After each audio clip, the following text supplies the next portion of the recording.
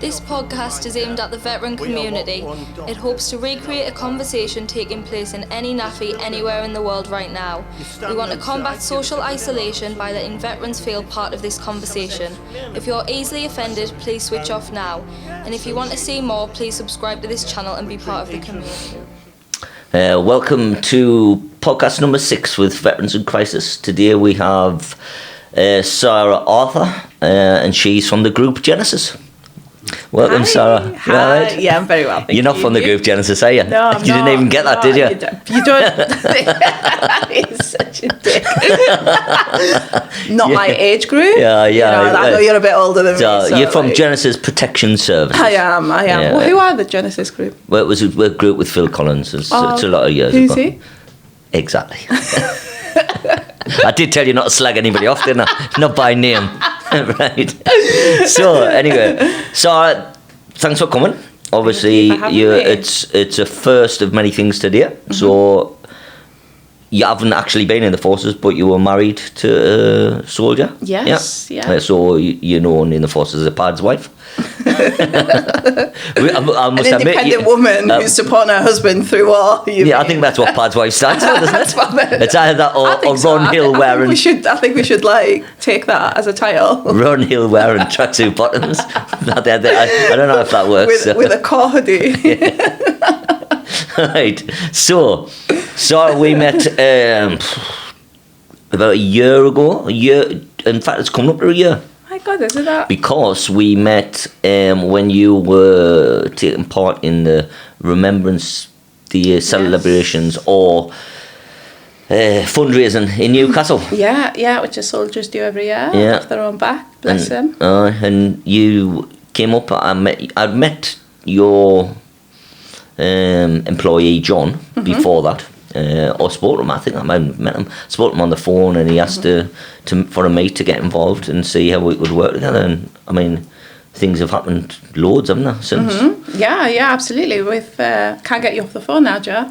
I'll be honest. Constantly. I think that's the opposite way around, to be honest. So when your name comes up, I'm like, nah, just press that button, says can't talk. Snooze block. You seem to be able to just get in anyways. What I was gonna say, it has been. It's been about a year. We've done loads since then. Mm-hmm. We enjoy coming up on a Tuesday. And seeing some of the guys.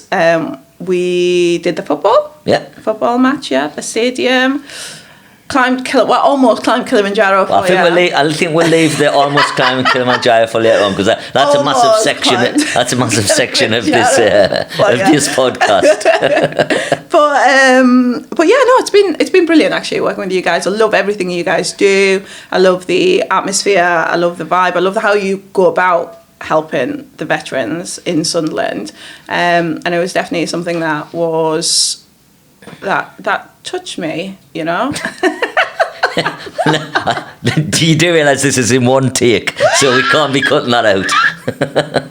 So on a lighter note, I work with soldiers as well, and I know I'm the worst, absolute worst. One thing about my job is that I am the worst of saying things before thinking about them, you know. So and that's one of them. So I was heartfelt with what you did, and I was really, really keen to work with you initially, and since then, obviously, I was going to say, do you not know? Initially, now you know. So now I'm like, what have I got myself in for? How can I get away with it? I'll go back to, I can't shake you off, mate. You're just there like a boomerang. So if we sort of start with you, if you want to talk about your kind of being married to a squaddy. Yeah. About how that, not how it came about, so I'm assuming you met them. Stalked them a little bit. You know, so what regiment was he in? So he was in the KRH when I met him. KRH, for the people that don't know. As in, King's Royal Hussars. I had to think that. I don't know, mate. He just told me it was the KRH. You should have looked down again. If you hadn't put that on before, you would have had his on. No idea am I representing this week. He was with the King's Royal Hussars, and got married when we were really young. Actually, I just turned 18. And 30 years ago. Yeah, 32. And so we got married, and I was living in Carlisle at the time, he was down in Tidworth. The commute got a bit long, so we decided, you know what, we'll solve this. Let's get married. Why not? And we got posted. So I went down now. We got married. We had my son Tristan, and then we moved to Cyprus after that. Yeah. Oh, very good. What was that? What was really Cyprus like? good. It was stunning. We took it completely for granted, though. So we didn't really spend much time exploring and all of that sort of stuff. The other thing as well. Yeah. The other thing is as well, we're in Cyprus, but we were still skin. You know, he was like, back then, I think he was a lance corporal when he went to Cyprus. I wasn't working at the time, so really we were quite limited to what we could do. Going to the beach and back every day with no money wasn't fun, really. Well, isn't that the problem? Because I explained when I was in Berlin, so you got all this stuff to do. You're young, but you just haven't got the money to do it. haven't got the money. But when I was in Ireland, I was even younger and I had loads of money and now to do it. Honestly, it's like going to London and deciding I'm going to walk around Harrods for the day to look around with it's the most depressing thing in the world. Honestly, it's just horrific. So universal credit's a little bit more depressing than walking around Harrods. All right, I think come back to the real world. Yeah, well, okay. Right. So you were in Cyprus. Enjoying yourself. it was just eating sand. Looking at all these things you could do, but you couldn't really afford to do.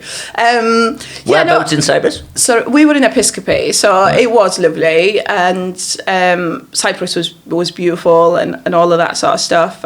He was really busy. He was a PTI at the time, so he was working in the gym quite a lot. The lads were, as in the main units that were there, were deploying quite a bit, so he was forever working with them. So that was all right. And then I got a job. I decided, you know what, I can't be sitting around here. Is this when you were still 18? Yeah, when I was 18, yeah. So I got this job in a nursery. I didn't drive as well. So that's the biggest problem when you go to Cyprus, is I was young. I just had a brand new baby. My husband was constantly busy and didn't drive, and we were stuck in this camp.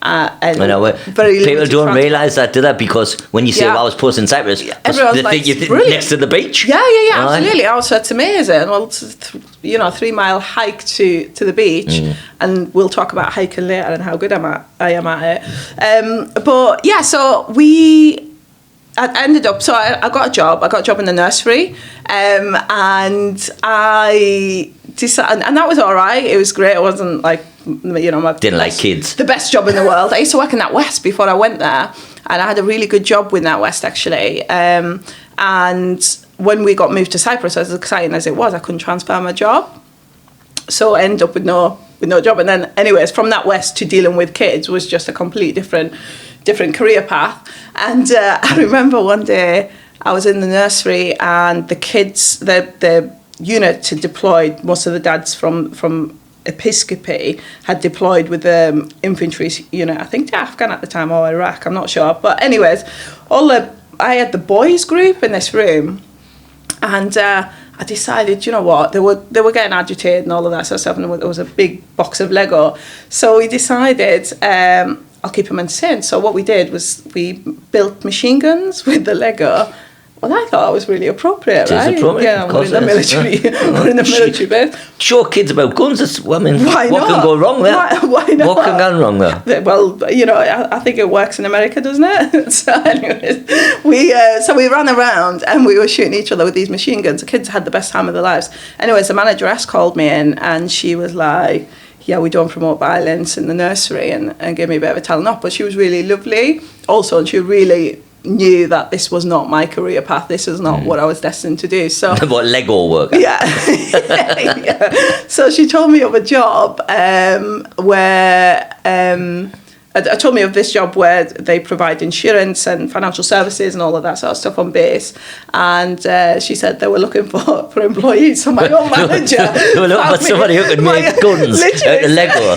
Yeah. So my own manager basically rather than sack me, which was very kind of her, sourced me a new job to kind of move on. So I went and that's how I started in the industry in which I'm working now. Yeah. So that was when you were 18, 19? Yeah, about 19 then. And you stayed in Cyprus for what, 2 years? I know, it was almost 4 years actually. Oh, Yeah. So he got extended for a little bit. So yeah, almost 4 years. And we went from there to Aldershot because luckily for him, he got selected for the PT corps.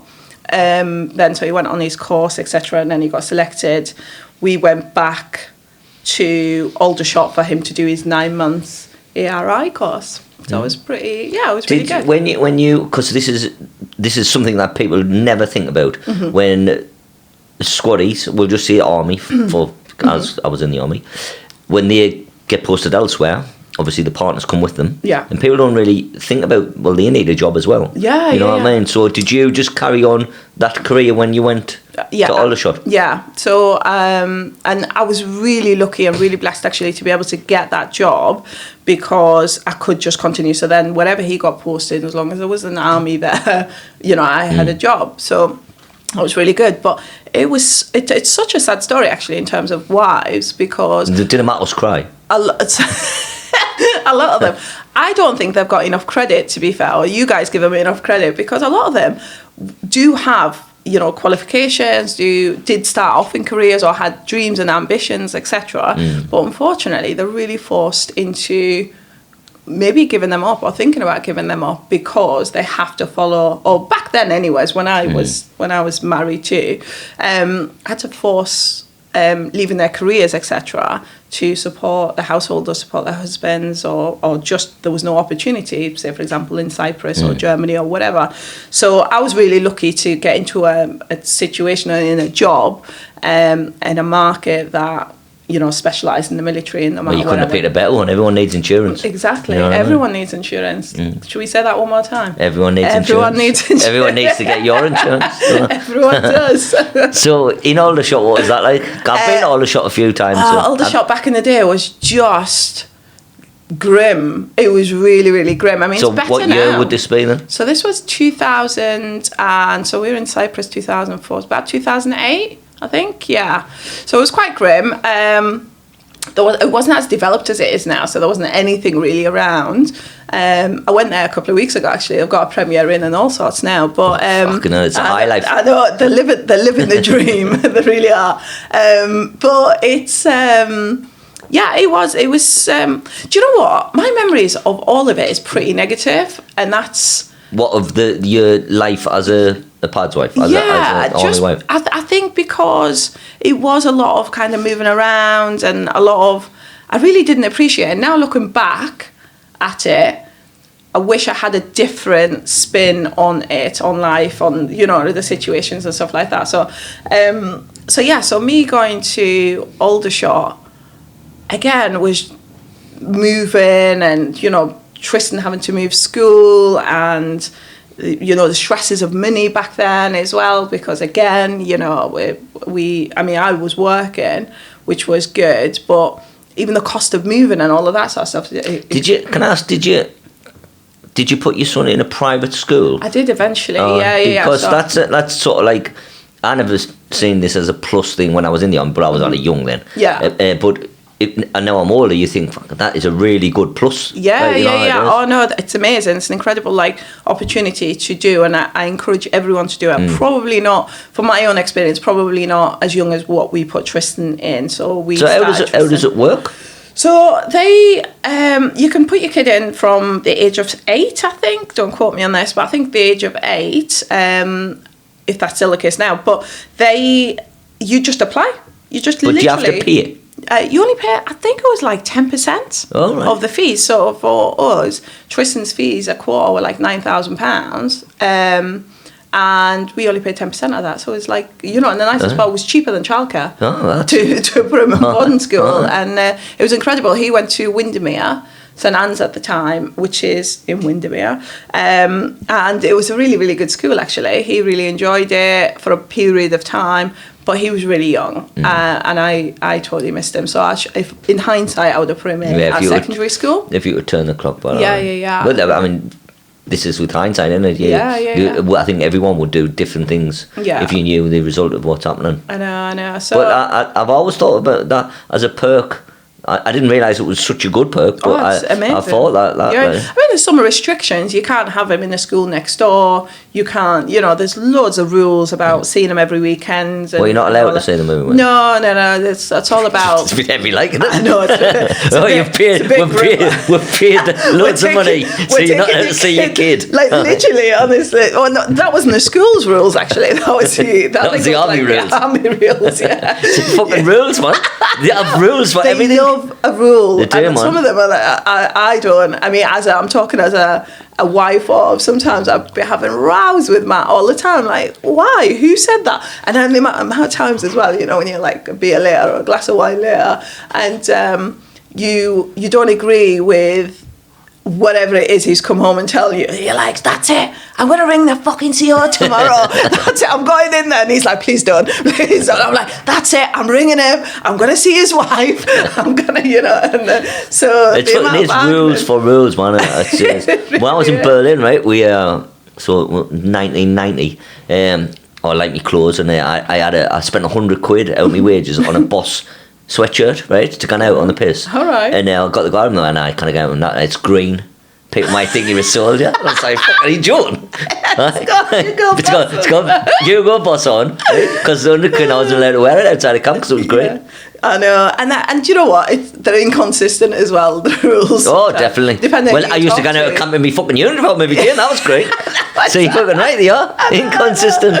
You just get, and back then it's. I always remember once when the Gulf War, we used to run every. Were you around for the Gulf War? I got out. So that was 91. I think it must have started early, and I got out in April 91. How old are you? 400. You're going to start pulling out. I'm Tommy Atkins. Yeah. I'm Tommy Atkins. That's how old I am. You're going to start pulling out stories from World War One, mate. Hashtag I'm Tommy Atkins. Right. We used to run every Monday and Friday around the camp, like hundreds of people. Yeah. And when that was on the gut, so I went, right, everyone's got to wear the on gear now, the on sports gear. Mm-hmm. So you haven't got your uniform on, so they don't know you're in the army. But there's 200 of us. You know what I mean? It's the best running club I've ever exactly. seen. Look at all them. They're right into it, like they've all shaved their heads. Ridiculous one, isn't it? Absolutely ridiculous. It really is. So, but yeah, no, that was just rules upon rules. So the bear was aware. So, with him being at boarding school, party time or not? Oh yeah, oh mate, we felt like we were like had our lives again. The nicest possible. Yeah, for about totally 6 months, and then we got divorced. Oh. Well, there you go. 6 months of partying ideal, and you're out. And shit, he was actually the best thing that's ever happened to us, because it meant we didn't have to talk to each other. Yeah, got somebody to talk to instead, haven't you? He went, and we got divorced, which was a bit crap. So he went. Are you still do you still talk to him that? Like, honestly, one of my best mates now. If he watches this, can you ask him to subscribe? Talking to the camera, you can get him in next week, he'll tell you the other version of the story. We separated, and we went to Aldershot. He got his PT core, and then we went to Germany after that. All right, we got posted Germany, Hamel. That was beautiful. Hamel, I've been there. Right? That was absolutely stunning. That was best posting actually we had. In my opinion, it was just nice, and my job was very consistent. It was quite good, and all of that sort of stuff. So things were really good actually in Hamel. The mess was really good. The atmosphere was really good. The group of wives there were really good. We were based. He was attached to an engineer regiment, which 2A engineer regiment. It doesn't exist now. They disbanded. Disbanded, that's the one. Or amalgamated. I was going to say amalgamated. Yeah. That's a second question myself. So that was a brilliant post, and then it was then that Tristan went to boarding school, and the setup there was brilliant, actually, because, I mean, although he was 8 years old, he was flying back and forth with German Wings, I think it was at the time, or Flybe. He gets a little steward who kind of put him on the plane, and then we meet him the other end and stuff. So that was good. And then we split up. That's where we split up. In Germany, I came home. I remember it being like super amicable, because we all know 90% of military breakups, right, are pretty dramatic. I mean, it's amazing, the goss, right? It's like, they're splitting up, and what for, and all of that sort of stuff. So we really wanted to be different to that. And he was very keen and conscious about, you know, having a clean break without any drama and any gossip or whatever. So we just decided to move apart. I drove back to the UK, didn't tell anyone we split up. He just carried on with the job, and then he got posted to Gutterslow, I think, at the time. I came back to the UK, and that was it, really. I was quite, you know, I was closer to Tristan and you're still all right with him now? Oh, amazing. Oh, we had a blip for a couple of years where we didn't really speak and stuff, but yeah, no, incredible, actually. That's why you split up, really, though, you know what I mean? That's like, exactly. So you can still be friends, but there's a reason why an ex is an ex. Yeah, exactly. And do you know what? There wasn't anything. I think we just we got, like most military marriages when we were there, we were just really, really young. And I go back to, he was in Tidworth, I was in Carlisle. That commute was a lot. We didn't have any money to do it, see each other quite a lot. So we just decided to get married. And honestly, we were only together maybe 4 months, and then we got married. So there was just a lot of that. We grew apart. He, you know, was into boots, I was into heels, that sort of stuff. We lost interest. So it was nothing horrific, nothing, you know, we hated each other or anything. But, and then, do you not want to make something up just for the podcast?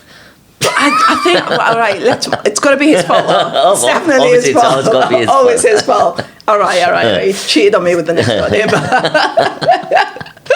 Right, Who was a man? Oh, no. Right, so you're back in England and just carry on your career? Yeah, just carried on. I think I had a bit of a break, actually. I went to do recruitment for a while. That is, like, got to be the most brutal job you could possibly do. It's hard work in terms of just telesales, just ringing people all the time, and they're telling you to piss off. You do realise there's jobs where you dig holes and stuff, don't you? Because like sitting on the telephone is not the most brutal job. I promise you that is a brutal job. Do recruitment. I'll take mine over recruitment any day. But yeah, no, that was so I did that for a little while, and then I went back into the industry, and started working with them. So did you start? Is that when you started your own business? Or No. So that was only a couple of years ago. I worked for other companies for a while. So I've been in the industry for about 18 years. A good 15, 16 years of them is been working for other people. And you enjoyed it, didn't you? Yeah, I really loved it, especially. I was going to say my last company, not necessarily my last company, company before then. Really, really enjoyed it. Yeah, it was a good company to work for. Yeah. Do you miss the travelling of being a army wife?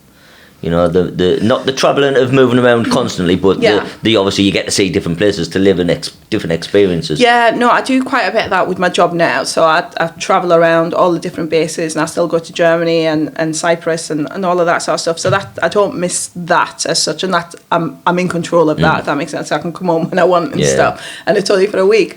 But do you know, it's quite the opposite, because I think everything that I complained about being an army wife and the whole moving around and that, it's kind of shaped me, because I can honestly say to you, even since we've split up and I've lived in civvy accommodation and stuff, I don't think I've lived in any one property for longer than 3 years still. Right. I keep moving around. So that's because you get loads of stuff off the catalogue. Well, listen. You didn't pay?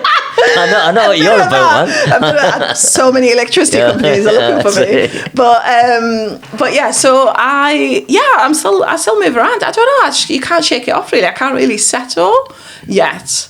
Like, the amount of times I look at a house and I think, right, I'm going to buy that, I'm going to settle, this is a place, and I'll find a million reasons why I shouldn't do that. Do you find yourself an overthinker? This is something I didn't even think about, but me and Joe had a conversation, and apparently I'm an underthinker, and he's an overthinker. I can completely agree. You are an underthinker. So You're like, let's do it, let's not say, wing it. And that's what I didn't realise I was like that, but obviously when he explained, well, in a really, really long conversation, because he was overthinking it. Yeah, no, well... I'm thinking about what you're thinking right now. That's how much of an overthinker I am. But yeah, so I do overthink everything, and buying a house is definitely one of them. But I do think it's because I've just been all over the place. Because after splitting up with Matt as well, I did a lot of travelling because of work, etc. So I lived in Germany on my own. I went back there and I lived in Hona for a year, and I've just been all over the place, really. That I kind of do need to just grow up and settle down, really, don't I? Or stop getting stuff out of the catalogue. I'll pay my electricity bill. Yeah, just two options. True. So, what was your life when you sort of moved on from your husband? I don't know what trust was. Yeah. You sort of obviously moved on to another career, another relationship, moved on further. I did, yeah. I moved on to a future. Is that what you're trying to ask? Well, that's what it says. That's what it says on the toilet door downstairs. Yeah, I did. I had a brief relationship with somebody insignificant. Let's not even mention him. To be fair, he was just filled in a couple of years, sort of thing, and then I met another guy and settled with him for a little bit. And, unfortunately, he wasn't the best person in the world, to be fair. No. You know when you think the grass is greener, and it just definitely isn't. He was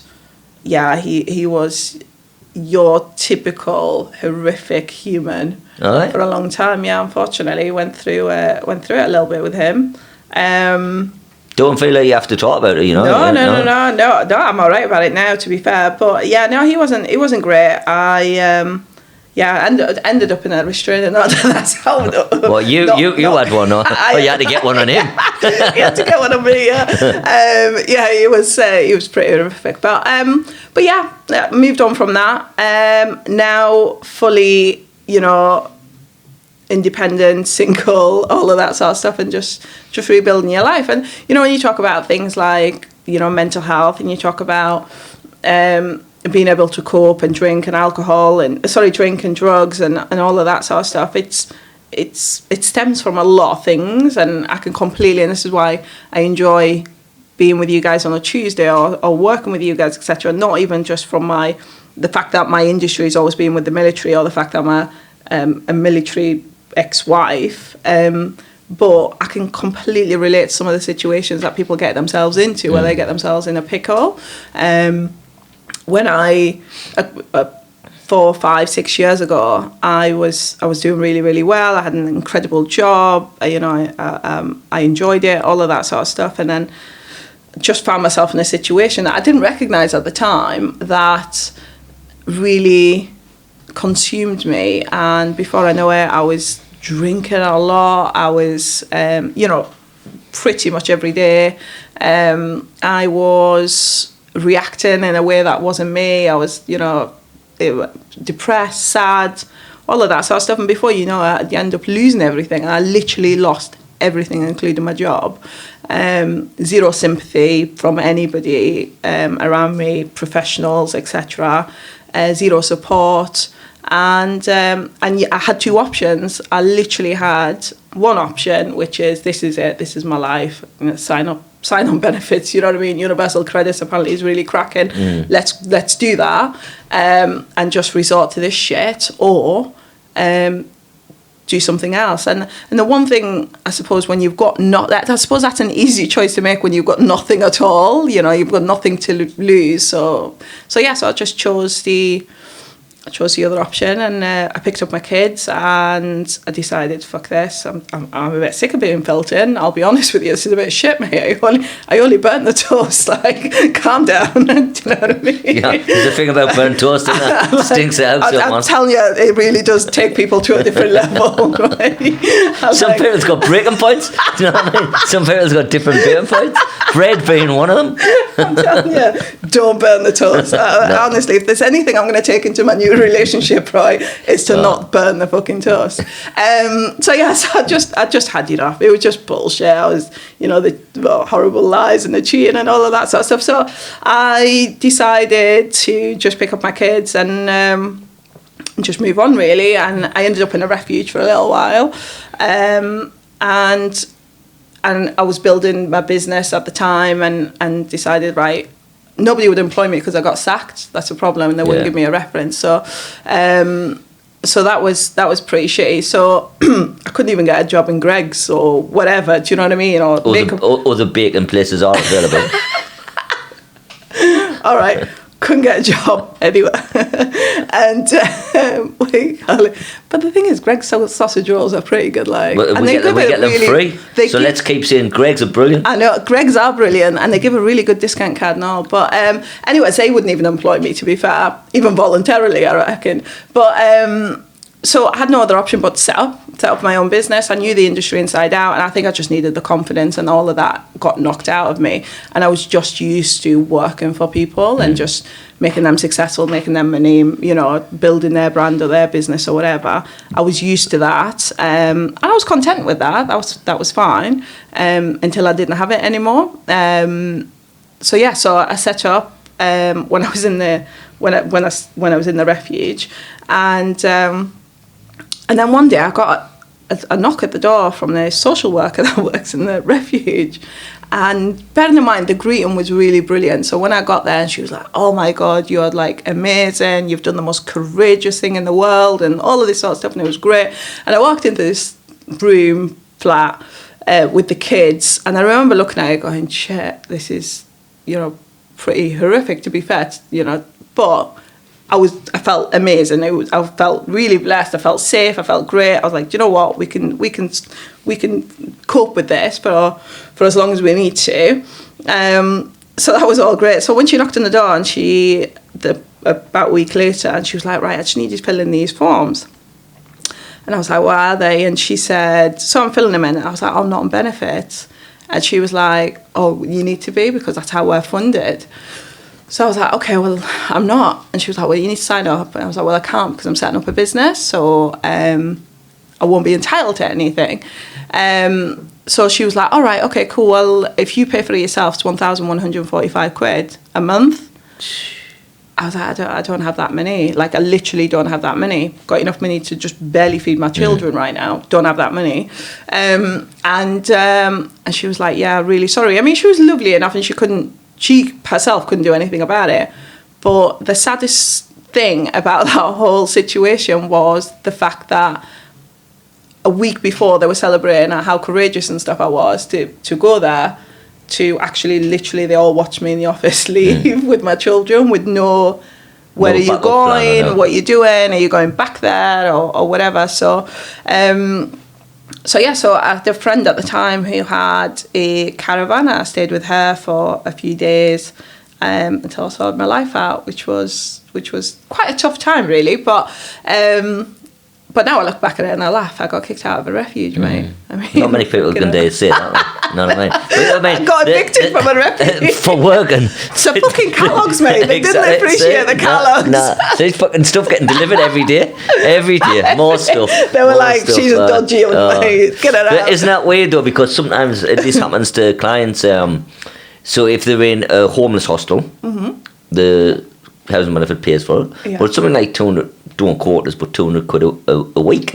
So if you get a job, you can't afford to live there. So it's a real catch-22 situation. Well, this is it. Then that's that. So the view of the flat or the place that we were in, the room that we were in, what it became really, really relevant was when they were charging me 1,145 quid for it. I was thinking, are you taking the piss? There's stains on this carpet, mate. When you first went, you thought, when I was like, this is a palace. You know, brilliant, thank you, so grateful. When they were banging you with over $1,000's worth of bills, I was like, are you taking the piss? You know, and every little mark on the wall became a problem. So, and I said to her, I'm sure for $1,000 I could have stayed in the Premier Inn for that month. You know what I mean? Well, there was one in Aldershot. I could have travelled to Aldershot every day and back, right? And I don't think I'd have spent that much money. So that was it. That's what happened. It was, and then I had some other things going on in terms of like my personal life to get certain situations away from me or certain people away, etc. And I did that, and I was building a business, and you know, it sounds really bonkers, but I just, the only thing I had was hope and belief. Like, I was like, I had there were two dogs, were there? I had no mate. Can't I be bringing them dogs in here? Fucking hope and belief. Hope and belief. If I ever get two dogs, that's what I'm going to call them. Like literally, just I had nothing else. I had a good group of friends around me who supported me really well. Have you got family? Yeah, I've got a really, really good family. I think family's the staple of everything, isn't honestly, they're an incredible family. The problem that I had in my situation is, and why I ended up where I was rather than my mum's, I think that really, really hurt her, actually, because really, with everything else I got to my mum, I was just really embarrassed. I didn't know how to say to my mum, for the last 3 years I've been built in, all that money that I built and lived and, you know, and saved and worked hard for and all of that sort of stuff is gone. You know, I'm borderline an alcoholic now, and I'm a bit of a wreck, and I've lost my job, ma'am.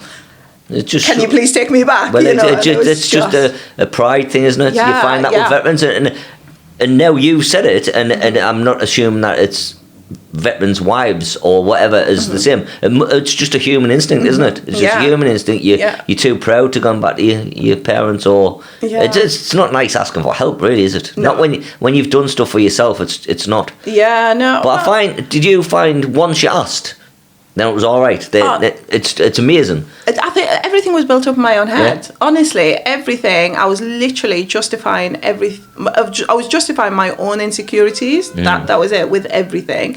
So if I'd have gone to my mum, she'd have sorted it right out. You know, he wouldn't have been in my life as long as he did if I'd have told somebody. That was really, really important, and I just didn't. So, anyways, when I did. It was amazing, but I had like I said, I had a few friends who helped me in terms of setting up the business. That was great, and then my family are really, really super supportive. Like, my mum's my biggest fan. It's quite embarrassing, to be fair. As you can see, I can't post a single thing without her jumping on. No, I'm her fan now, man. She's school champion, isn't she? She won an award, man. She did. She won an award, and I was over the moon for her. I know. Over the moon for her. I'm talking about awards, jumping a little bit forward. You're up for an award. I am. I've heard on the grapevine. Well, actually, you posted on Facebook, so I haven't heard it on the grapevine. Like, I go back to stalker. I am. Yeah, so I was nominated by two incredible people, actually, as the best newcomer businesswoman award, Teesside Business Awards. Brilliant, huh? So it's really, really good. That'd be a big trophy, because that's a massive thing to write, isn't it? It's be a fucking huge trophy. It's huge. It is. It's so it is. It's a real honour. It's an honour. Do you know what I'm really more excited about is the people who nominated me, because they are really incredible people who I really look up to and respect in the industry. So to be nominated by them kind of blew me away a little bit. But yeah, I'm excited about it. That's not next week, the week after, I think. 24th. That's at Wynyard Hall. Next Thursday. Yeah. Oh, actually, and that'll be when this podcast's released. Oh, that's right. So when you win, they'll be playing it. Then they'll be taking it off you. Do it after. They'll be pulling it back off you. It'll take 3 of them with all that writing on it. They'll be like, get off. I know. Do you know what? Right? It's I suffer from this like imposter syndrome. Have you ever heard of it? I think we've talked about this before. The imposter syndrome. Yeah, which is basically sometimes I'm thinking, why am I even here? Why am I being nominated? You know? No, man. But that's a good thing. That's a good thing because you can be confident, but then you can be arrogant as well. You know. So I think there's a difference. It might be a thin line, but I think you can be confident. Yeah. Why should you not be confident? Why should you not expect to win things? And also like it's nice to be nominated, but fuck that, man, it's better to win. You know what I mean? It certainly is. You know, it is, isn't it? Yeah, exactly. And there's no wrong with that, man. If the country was more like that, like these races where everyone, the kids have got to go to school and everyone wins at the race. Yeah. The fucking dinner, the bloke who was at the front, he's won. You know what I mean? Everyone gets the same prize. It's a bit shit, isn't it? I know. I'll be honest with you, and time's really, really like tight at the minute. So I was sat there thinking, if I'm giving up a night, right, and I don't win. I'm fuming. I'm fuming. I'm thinking about the wine. I would be as well, man. A choice few words are going to come I'm on the phone tomorrow. Like, fist up, I'm on the phone. This is a fucking fix. This is shit. Yeah, literally. So we're going there. That's really good. I'll be the other thing, I'll be honest, is that it's a Tees Business Women Award, which is like incredible to be part of, and I absolutely celebrate and encourage other business women to like succeed and all of that sort of stuff. But I'm not feminist. That's my only thing. Like I'm no. No, you didn't have to be a lesbian. It's not. Feminists are lesbians. Oh, am I getting mixed up? You don't have to be lesbians, but it helps. Anyways, I quite like my door being open for me, and occasionally somebody picking up the bill. I'll be honest with you, I haven't found that guy yet. No. I haven't. You might find that woman at this too. Anyway, what are you on about? You haven't found the person who picks up the bill. I've just bought these pizzas, haven't I? Didn't you get them for free? Yes, I did. From Truly Madly Pizza. You literally got me all the way here, promising me pizza. Yeah, I didn't realise that you were going to get should them I tell for the viewers what you said when I texted you and asked you what kind of pizza? Should I? You said, get us anything apart from ham, because I'm a Muslim. Didn't you? And you actually put han, and then I ask you, are Muslims not even allowed to say ham? That was a serious comment, hence why I'm sat here eating vegetarian pizza. But you had some of my pepperoni. I had to ask you if Muslims could eat pepperoni. My mum told me pepperoni is beef. Ah, good. It's good. not. In fact, I wanted to thank you for not wearing your burqa tonight, too, because we wouldn't be able to hear you on the mics. Stop it! I can't. Don't put it up now. You're such a piss taker.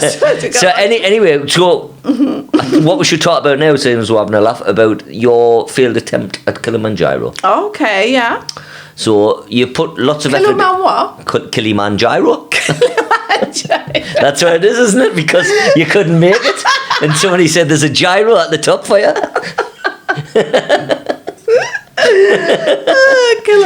Gyro. So obviously. You done loads of training before? Yeah. Absolutely loads. I helped you a little bit. Mm-hmm. You did. We even walked in the middle of the night till about 12 o'clock. We did. Yes, and you were whitey then. And I was thinking, well, we're only in Stanhope. It's got this fucking mountain's got to be... Yeah, that was nothing to do with my physical ability. That was the fact that you were next to me at midnight, creeping around trees. At the night time. Breathing down my ear. Breathing down your ear. You were bending out, being sick.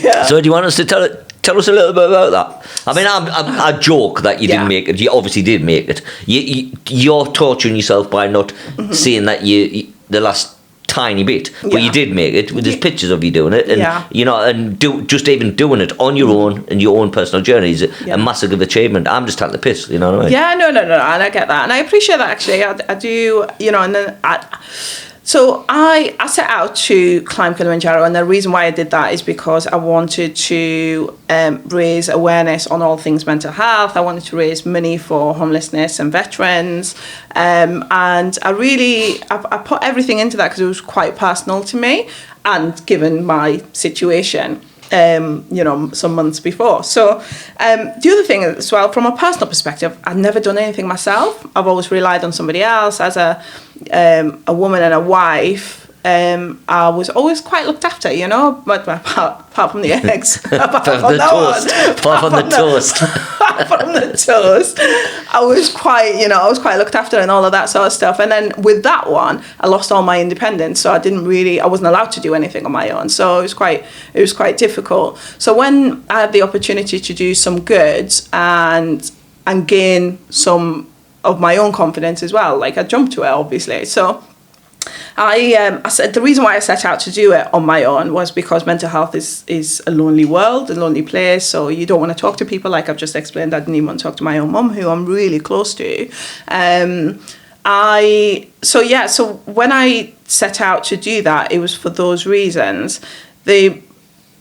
When I went to do it, it was a completely different game, because being on your own is fucking hard. Mm. Like, it really was. I went out there and I was, the guides and everyone were really good, were really brilliant. And the other thing is as well, what I set out to do was the whole trip up and down in 5 days. Usually, I think the minimum to that is about 8 days and so on. Some people do it in 12, etc. So I opted for the shortest time to get to the top and back, which didn't allow for a lot of time for like acclimatization for altitude and all of that sort of stuff. So I trained some months before, and I did some real work, and like you mentioned with yourself, I never ever in my entire life even so much as climbed a hill before. So when I first set out and I was climbing like Rosebery Top, and I was hanging, mate. I was literally hanging out my ass. I was like, this is not like lifting some weight in the gym or whatever. So it really took it out of me. But so I got to 5,700 meters. The top of Kilimanjaro is 5,850, I think. So, or 70. So I was 170 meters from the top. It's fucking out, isn't it? Well, it's fucking out. But when you've done it all right and you give up right at the end, I was like, are you taking the piss? To be fair, what annoys me the most is that I didn't make that decision to. If I'd have gone, I'm done, I'm out, then that's fine. But I couldn't even remember being up there. I was dizzy and sick and all of that sort of stuff. But anyways, they brought me down for my own safety. I accept that now. But at the time, you were fuming when you come back. At the time, remember, I was like, this is shit. Am I right? I let him complain. This guy, this shit. He's like, he doesn't even know what he's talking about. So I took it really, really bad, because I think the whole build up to it and stuff, and trying to do something so big and raise awareness and money for like such amazing causes, I really took it bad that I didn't quite get to the top. Yeah, but you still rose awareness. And I get that. You've had fixed loads. I know. And I think you torturing yourself about it, it's not a good thing, Yeah. I mean, that's why I make light of it. Uh-huh. You know what I mean? Yeah, I joke about it. This is 4 floors up. We didn't think you'd get here, to be honest. We thought we were going to have to move all the stuff down to the 3rd floor. Because you always give up right at the end. Right at the end, that's it. Isn't it weird, though? Because when we stand up, you said that, didn't you? Honestly. And you said, all my life, I've always give up just nearly at the end. Literally. Not right at the end. Literally. I know. You couldn't write it, could you? You couldn't write it, man. I know. But I did. I gave myself such a shit time. Actually, I was really, really down. I couldn't speak to people. I was really anxious. I went for it must have been about 2 months, really, really unwell. There was a lot of other external factors in there, dickheads reckoning they're like mountaineers and stuff, and just being absolute tubes, which I allowed to get to me. It was like small-minded mentality, bullyish behaviour from absolute, inexperienced, uneducated people, and I let that get to me, and that was really, it was quite a powerful moment for me at the time to really sit there and think to myself, shit, even somebody like me who's gone through so much, who I consider myself to be quite resilient and confident and all of that sort of stuff now, to get down from just shitty comments was an eye opener. So, and what I took from that was, you've really got to watch what you say, especially if you're being mean, to somebody all the time. People are just knobs. Yeah, that's absolutely. What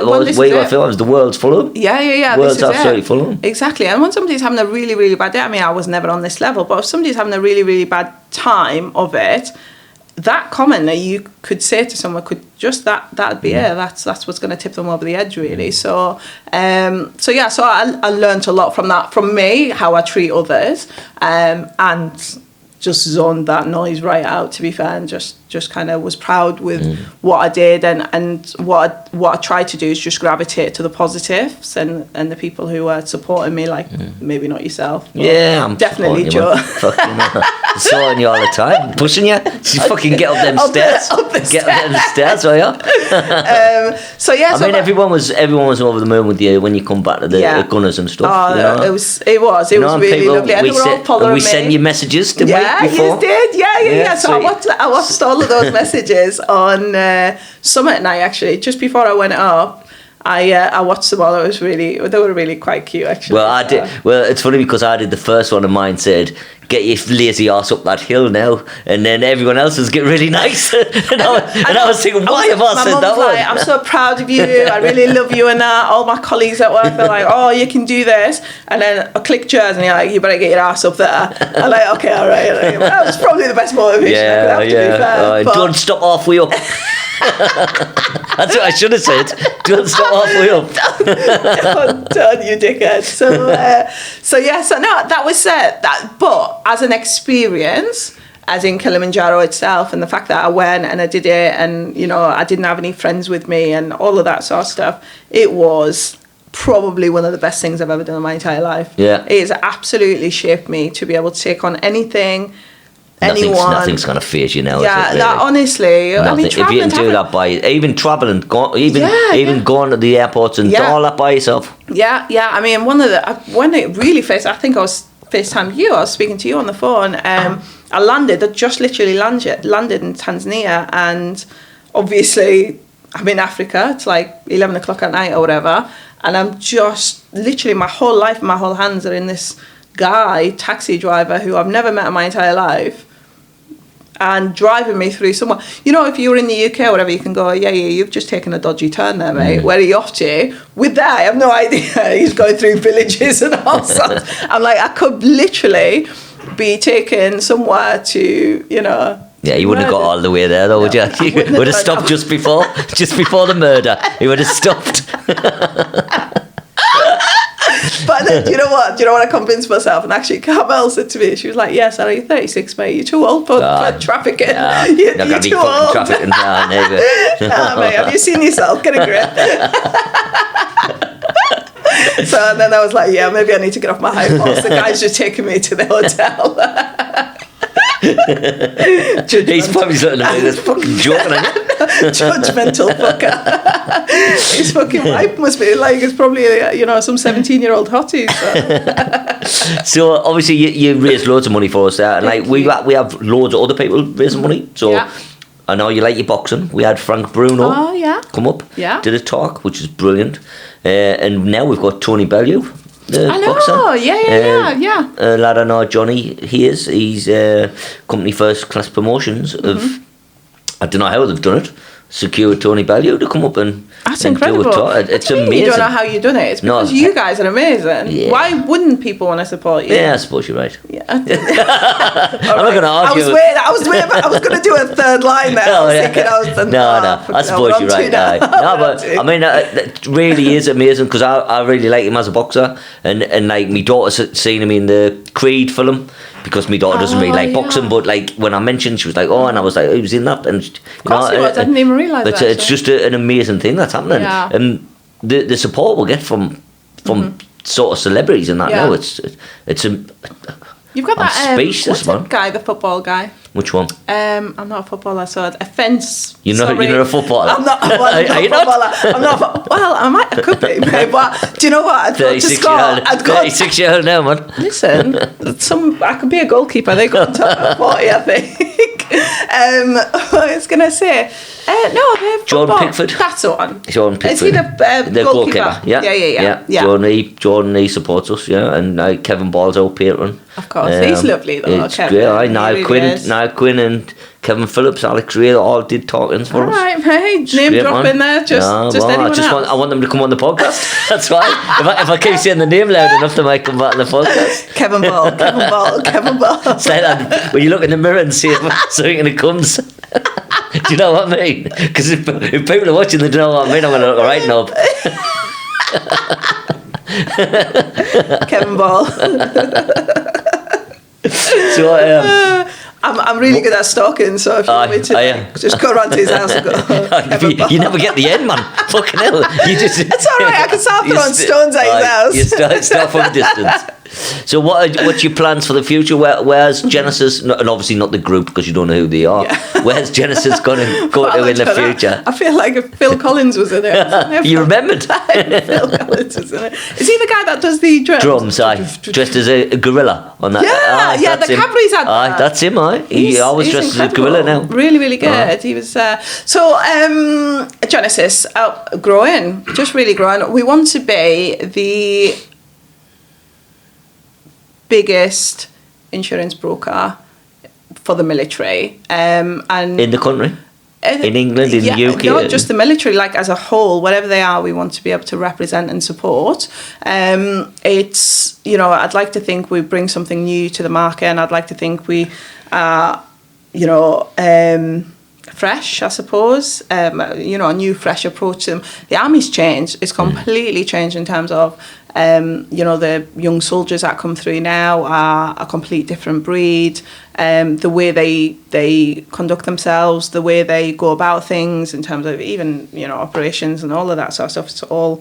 It's all different now. And I think as a service provider to the military, we need to stay in line with that, or you got to move with the times, haven't you? Yeah, absolutely. And I mean, soldiers have changed. I mean, we were just talking now about my experience as a wife of, and moving with my husband back then, and the struggles as a wife we faced into. Now, a lot of soldiers are, they've got long-term partners. They don't really get married.